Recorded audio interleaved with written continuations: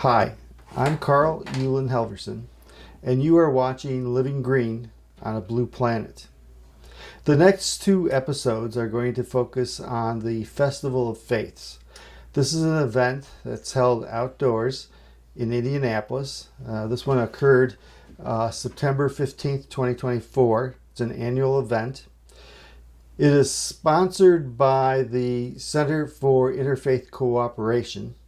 The center was founded in 2011, and it was the product of numerous interfaith initiatives in central Indiana.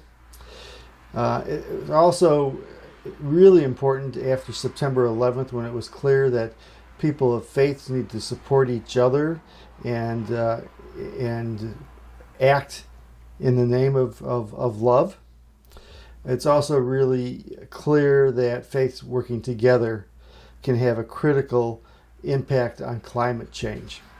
So, Faith for the Earth, A Call for Action, is a publication from the United Nations Environmental Programs and the Parliament of the World's Religions. And in it they state, faith-based organizations own 8% of habitable land surface, 5% of commercial forests, 50% of all schools in the world, and a whopping 64% of schools in sub-Saharan Africa, and 10% of world financial institutions. All of that is a lot of resources for changing minds and hearts and behavior that could help the planet. So while the Festival of Faiths was about introducing faiths to other people of other faiths, and to appreciate diversity and culture, I took it as an opportunity to interview folks in terms of how does their faith inform them and guide them in addressing climate change and caring for creation. And I simply had to do it in two episodes because there are so many people to interview. Starts with a parade, then I start interviewing people, and in the second one, it ends with the Sikh community having kirtan or on the stage doing sacred music. And in between, lots and lots of information. I found myself relating to a number of them in terms of if we believe that Earth and all that's on it and in it was a gift from a generous creator, then you don't spit on a precious gift. You hold it, you take care of it, and all these faiths seem to have that same opinion. Some were more animistic. My Franciscan part of me, that saw all creatures alive and inanimate as brothers and sisters. What we have all in common is that we were created and not the creator.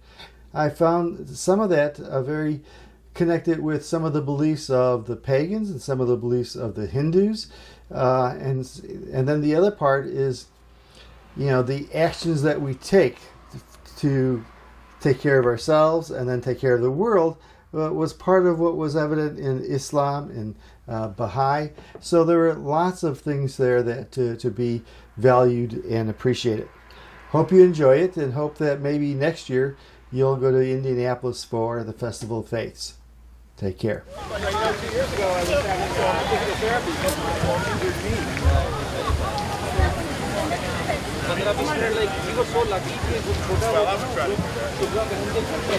I wasn't supposed to acknowledge that, right?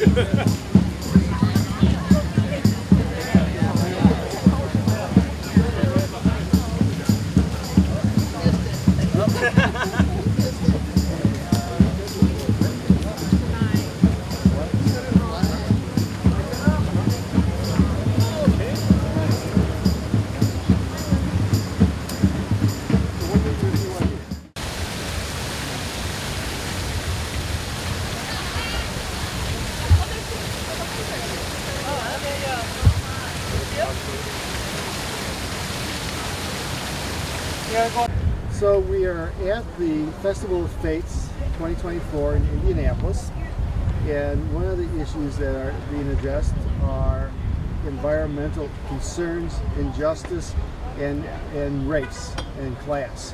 And so with me today is I'm Dan Gangler. I'm chair of the cooperative area of Christian unity for the Indiana United Methodist Churches. And what would be the connection between race, prejudice, and the environment? The part of the church that I represent deals with social justice issues, and the United Methodist Church has always been a forefront of social justice issues that confront us in our society. And these are only a couple of the many that we're looking at the present time. The biggest campaign we have right now is against racism. Our 700 plus churches in Indiana are part of this campaign. When we're talking about racism, is it limited to black people, or are you talking about a whole range of racism? We're talking about a whole range of racism that's going on, not only in our country, but around the world. And we're trying to be open and accepting of all people, and that means being open and accepting of all races. Now, I noticed that you're a white guy. I'm wondering, what are the efforts that the Methodist Church is making to make bridges and involve and be inclusive? Okay, our previous bishop, Julius Tremble, is a black male, and he now is the general secretary of our Church and Society in Washington, D.C. Our present and new bishop is Tracy Malone, and she is the first black woman bishop for Indiana. So we, from top down, we are looking at the whole issue of race. Thank you. What are there any programs to involve young people in getting involved and learning about social justice? Each of our churches has confirmation classes for 13-year-olds or 14-year-olds. This is the time that they come in and learn more about the church, and that is part of it. Is there anything I didn't ask that you want to tell me about the program, the missions, anything? No, but we do have the director that I work with is right behind you, and maybe he'll give an interview for you too. That would be great. Thank you. You're welcome. Thank you so much. So we're still with the United Methodist Church, is that right? Yes. And with us right now is... Hi, I'm Lan Davis Wilson. I'm the Associate Director for Diversity and Inclusion for United Methodist all across the state of Indiana, which includes about 700 congregations across the state. And we were just talking, Dan and I were talking about the connection between the environment, pollution, and race or class. And can you talk a little bit about that? Definitely. So one of the things in our work that we try to do very much so is expand the idea of diversity to equity and what it means for people not only in different races, but in different socioeconomic statuses, in different neighborhoods, in different areas of Indiana, and the opportunities that are afforded to some and not others. Again, like where landfills are, or where power stations are. I'm a new resident in Indiana, and one of the first things I noticed when I came last year was how this quality of the roads changed when I got to certain parts of town, and you could see where there wasn't as much access to proper utilities and sewage and all those kind of things in so many places. And until we start recognizing that that has something to do with race, that has something to do with people's socioeconomic status, and it's not just about whether you're a tree hugger or not, or whether or not you decide you want to be a recycler, that it has something to do with how our socioeconomic and our system is set up, because people in society are not getting the same quality of life as others because of who they are, what they look like, and where they come from. And until we start evening out those balances, until we start recognizing that there has to be more than equality, there has to be equity, we have missed the mark in what we are called to do. Regardless of what your faith is, whatever your spiritual belief is, we have a loyalty, an accountability, a responsibility to our fellow human being. And part of that comes with making sure that we can breathe clean air, that we can drink clean water, that our kids can be safe on our streets, not just from violence, but from bacteria and dirt and sewage and disease and all kinds of things. And so we have to start working to figure out how do we even out those balances.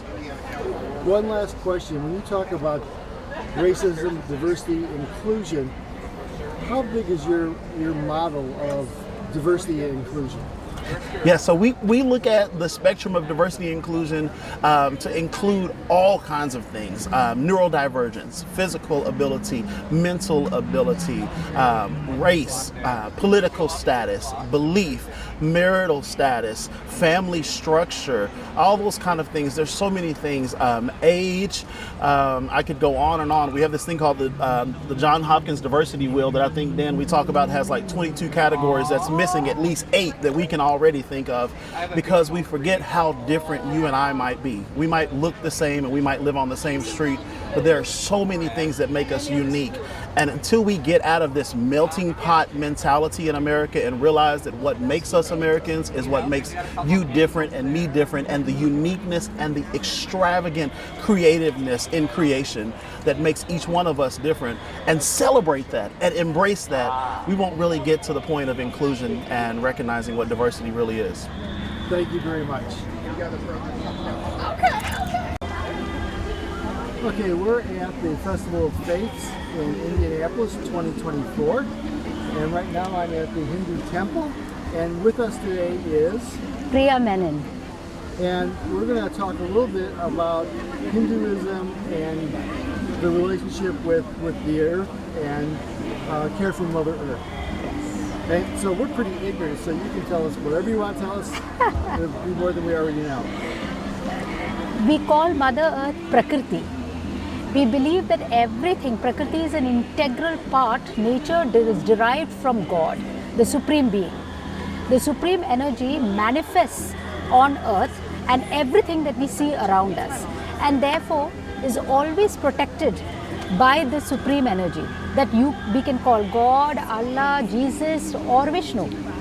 And we believe that He comes to the rescue of Mother Earth in the form of avatars at frequent intervals. So Hinduism believes that Jesus is an avatar, the Prophet is an avatar, Vishnu is an avatar, and there were 10 avatars described. And all the time that He manifested on earth, it was to protect Mother Earth from the rises of evil. And we do believe that evil happens when we forget to care for nature, when we destroy her, when we annihilate the birds and the animals around us, causing extinction of different species, when we don't care for Mother Nature to the point where we have thunderstorms and hurricanes, all man-made, as is very evident today in science. The whole idea of life is to give and to create as small a footprint on earth as possible before our end. We are created from the 5 elements: air, fire, air, the sky or space, water and soil. And to these 5 elements we shall return. The time in between is the only time we have. The time that we have is now. What can we do to help Mother Earth now? That is the whole message of Hinduism. Sorry? You also wanted to kind of highlight some of your youth. So I wonder if you could let us know some of the projects that they've worked on. Thank you so much. Arushi, can you come here? Can I have you for a minute? I'm going to give this to Arushi Singhal, one of our Chetna kids, and I'm going to have her speak a little bit about the 5K run that we are doing on September 22nd at the HTCI. Yeah, they're two separate. So the HTCI this year is partnering with NAMI, which is a nonprofit that's working to raise awareness and ultimately help prevent youth suicide and bring more awareness to youth mental illnesses in whole. It's a really great cause. The tickets are like the amount to run is around $25, and then you can also sponsor or just donate as much as you can.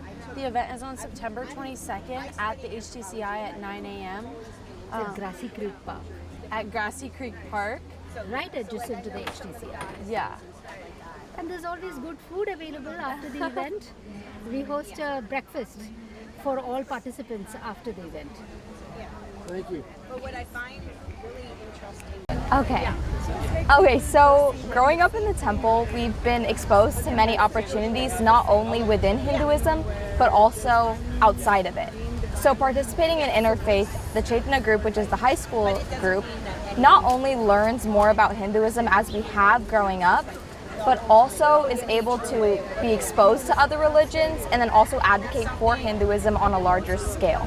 So we hold interfaith tours, which is also known as the Sacred Spaces Tour, where not only do we have audiobooks and QR codes around the temple explaining parts of each deity, its representation and meaning, but also physically we're there, and during November each year we're able to hold a tour where everybody can come and see different parts of the temple and have it fully explained in detail to them, fully led by the youth. And Archie, who's our interfaith coordinator, is also someone that will help assign each kid a role and then make sure that everybody knows what they're saying, that the information is accurate, and that the people are able to reflect and understand it well. Thank you. And right now I'm at the booth that is sponsored by the Tibetan Buddhist Center. Mm-hmm. And what I'd like to know is, first of all, who the two of you are, and then what's the relationship between Tibetan Buddhism and care for the earth? Okay. I'm Andy Hoffman.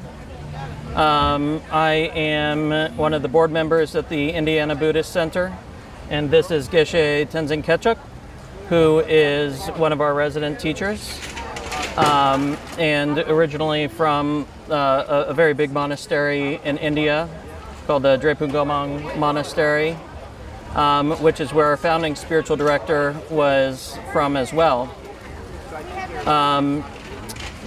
The earth and conservation is something that is very important. One of the foundation principles of Buddhism is compassion. How do we help take care of each other? How do we help reduce suffering? And it's impossible to say that I care about other people when we destroy the world that they live on. It's the one thing that we all share, we all have that in common. And it's very, very important that we should take care of it. It's being both compassionate for our other humans and compassionate for all sentient beings, not just humans, but all the little animals, all the little critters, big, small. Very important because they're all beings who have that potential within themselves to eventually achieve enlightenment and become Buddhas for themselves. So how can we ruin an environment and call ourselves compassionate when it does so much damage to all the beings around us? Yes. Thank you. Have anything else to add? I don't have to say much more. Just added just a few words. I would say that's the most important nowadays in all over the world, that we have to be improved and developed to the compassion and loving kindness. So what these are must be good for the environment nowadays. That's so many how to say it, we have done already First World War, Second World War. It's very close to coming Third World War also. So we can reduce these kind of things if we learn about compassion and loving kindness, then can be reduced. This much, thank you. Thanks a lot. Thank you so much.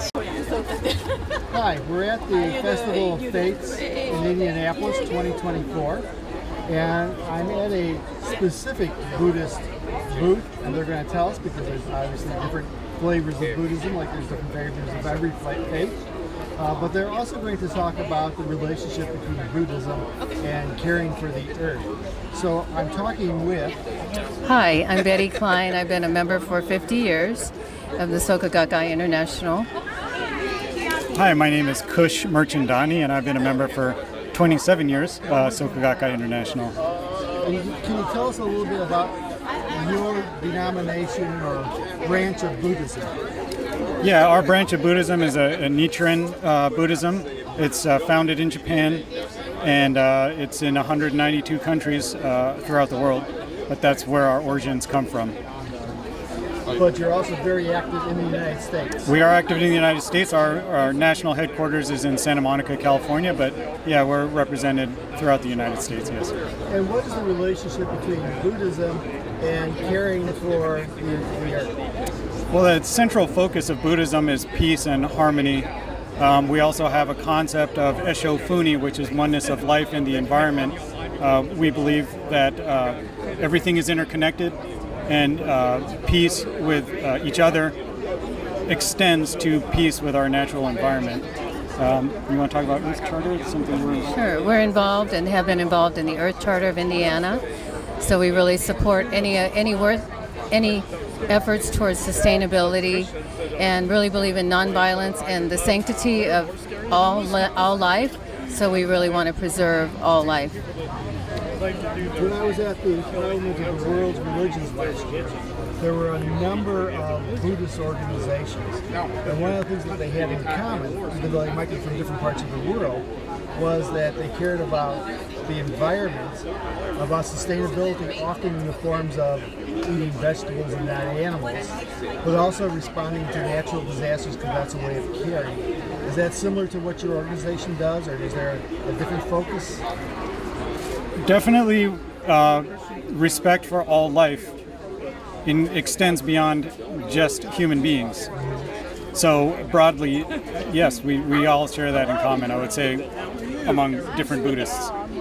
My Franciscan background would say that the birds and the animals and the trees and the grass, they're my brothers and sisters. It sounds to me like you're saying something very similar. Yeah, I think we would regard them as very much a part of us.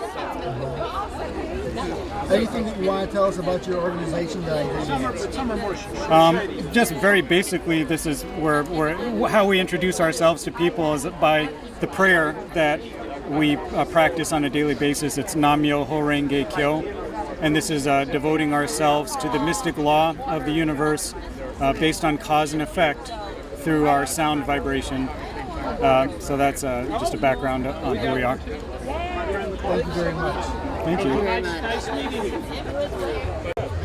Okay, we are at the Festival of Faiths in Indianapolis in 2024, and right now I'm with a Muslim mosque organization. Yes. And we're going to learn a little bit about the relationship between Islam and care for creation and what inspires that.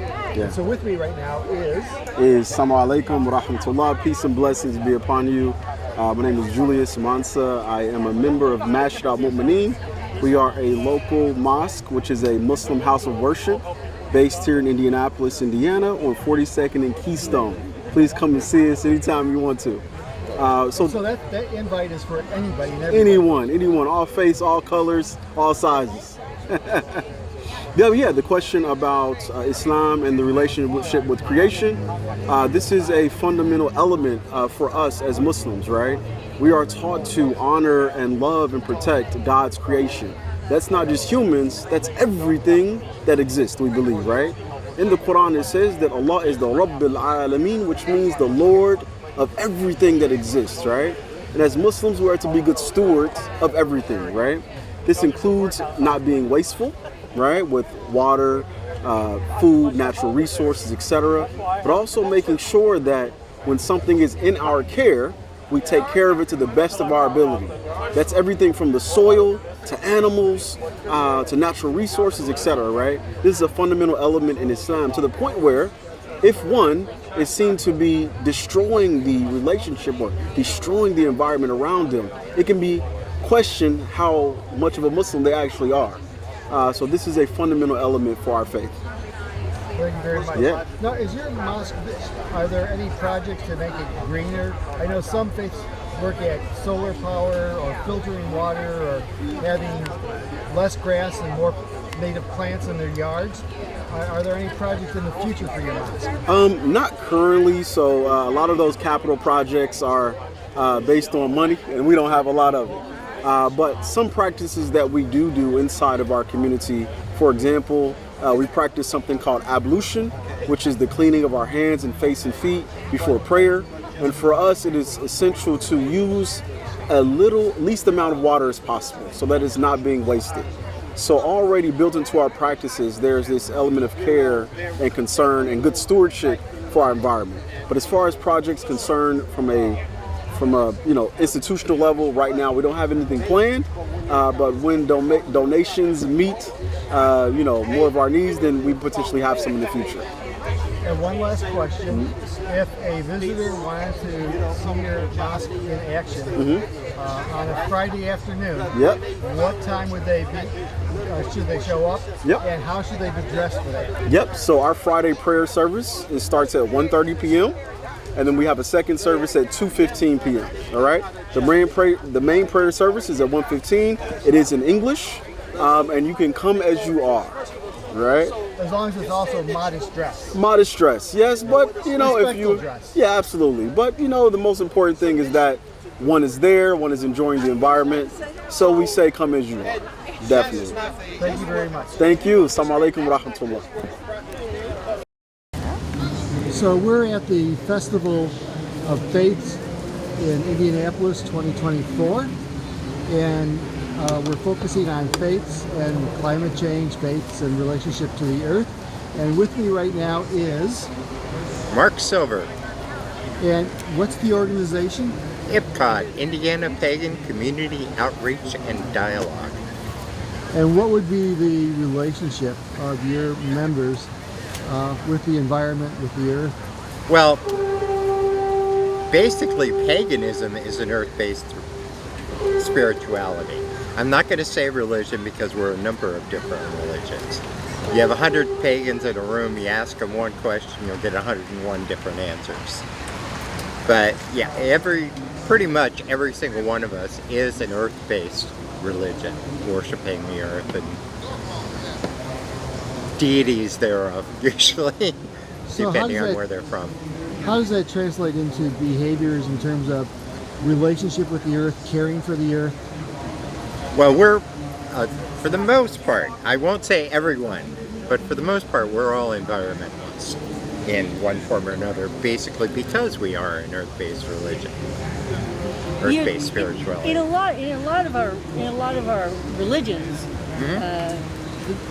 the earth is considered the mother goddess. That's true. And worshipped as such. So.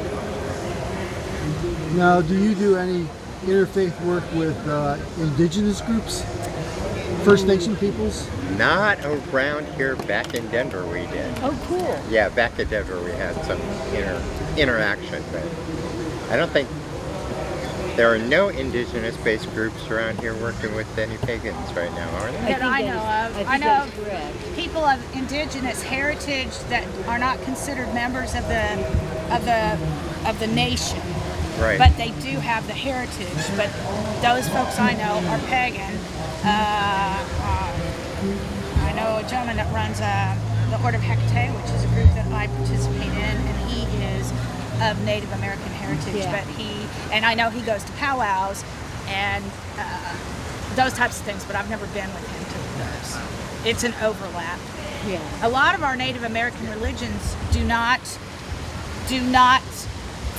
fall underneath paganism by their very definition, because they believe more, I think, like a Christian religion and a Mother Earth and a Sky Father, as opposed to just... Well, indigenous is more animist, actually. Animist? Okay. Yeah. Okay. So... Technically, they're animists. But things that we do that are earth-based, in your own home, you may recycle.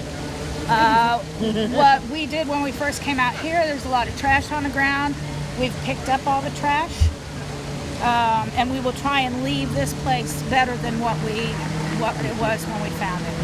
And that's the way we face all of our events and the things that we do whether they have to do with our religion or not. Yeah.